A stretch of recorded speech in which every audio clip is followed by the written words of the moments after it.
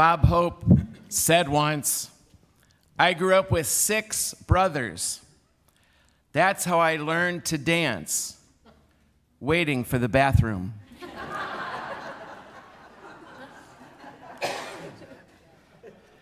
As I hear people say it, the one thing they wish for their children is that they get along. How many times did I hear my mom say to me, "Gary, you have to get along with your brother because someday he will be all you got"? Pressure. I'm not sure I buy that totally, but nevertheless, she's not the only one I've heard say something like that. Very few things bring parents more joy than that their kids get along with each other, and the satisfaction that long after the parents are gone, the siblings still have each other. That natural instinct of a parent is what we see happening in this gospel you just heard proclaimed. Jesus says very simply, "A little while I will be no longer with you. So please love one another," he says, as if to say, "Hey, I need you to see that I'm not going to be here for much longer. All you will have is each other. Try getting along." Nowhere is it written that siblings should be best friends. But partners, yes. Co-conspirators, yes. Co-workers, yes. Keepers of memories, yes. Witnesses to our lives from our first breath, yes. If we learn how to receive love from our parents, siblings are where we learn to share life, for better or worse. I mentioned to one person I was going to reflect this Sunday on siblings and that I've never talked about siblings before, ever, in all these years of being a priest. And her immediate response was, "Oh, I haven't talked to my brother for 25 years. And within hours, another person said to me, "My brother is my best friend." Most of us are somewhere in between. Other than parents, our siblings are sometimes the freest to challenge us. A sister, a brother, can be the cure for swollen heads and ego trips, which we take regularly. One of the siblings might be a star, a chief executive, famous and rich and beautiful, but the other one has the family album, and they have a long, long memory, and they have a tendency to wink at just the right time that they know better. You can kid the world, but you can't kid your brother or your sister. I'm not sure we ever quite forgive each other for what happened when we were 5 years old. But those siblings, one or more if we have them, those siblings keep us grounded. I mean, really grounded, so that we do not get too high and mighty. Their very presence in our lives keeps us honest with ourselves. They know the truth of us. They know who we are not.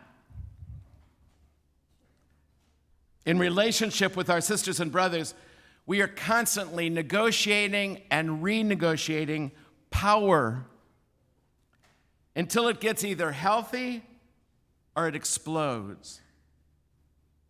There's a lot of competition going on in those relationships with brothers and sisters for everything from mom and dad's attention to who gets the last piece of cake.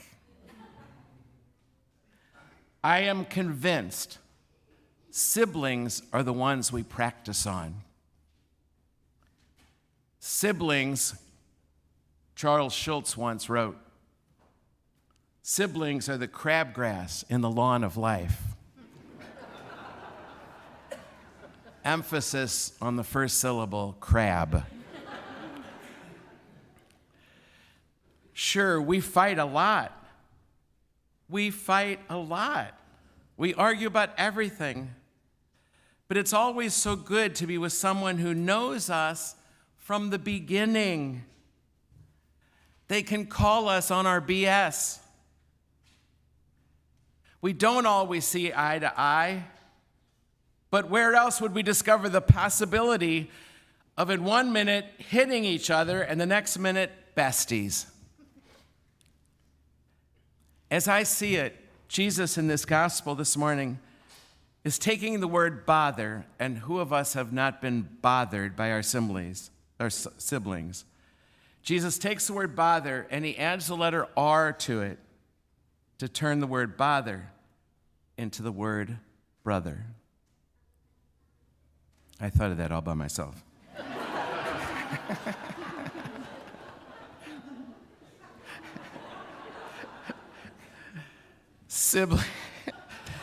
Siblings are the strongest tie to the best and worst years of our lives. Siblings are one of the few constants in our life. They are the givens in our lives. And they are a little bit of our childhood that will never be lost to us. Even after many years away, most always, and no matter what, brothers and sisters are there for each other in times of trouble.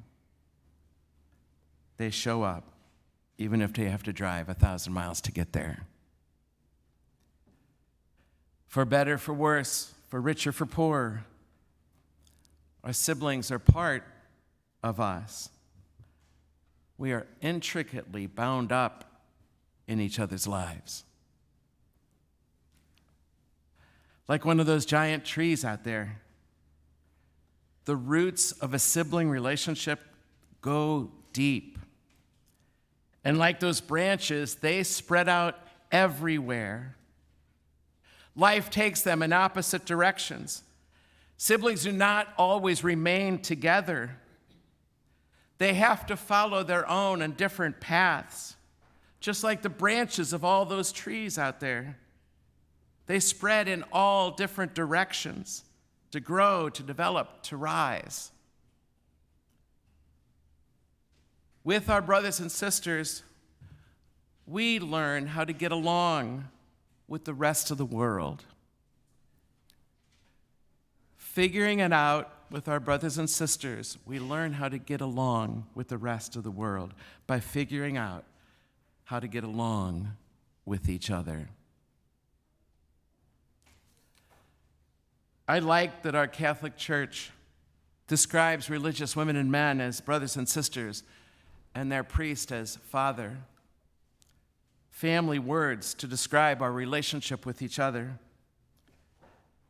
Words like father, words like brother and sister, because we know deep down inside we are family together, and we are always learning how to be family together.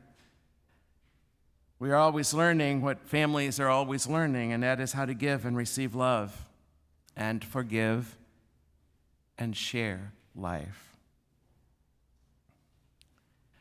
I leave you with a simple quote.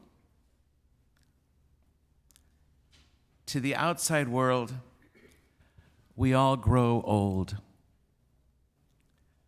but not to brothers and sisters. We know each other as we always were. We know each other's hearts. We share private family jokes. We remember family feuds and secrets,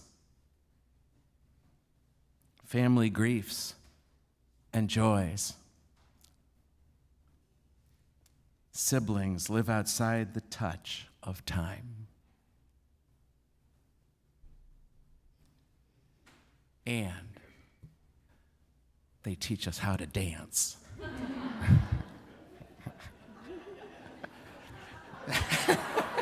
Hurry up.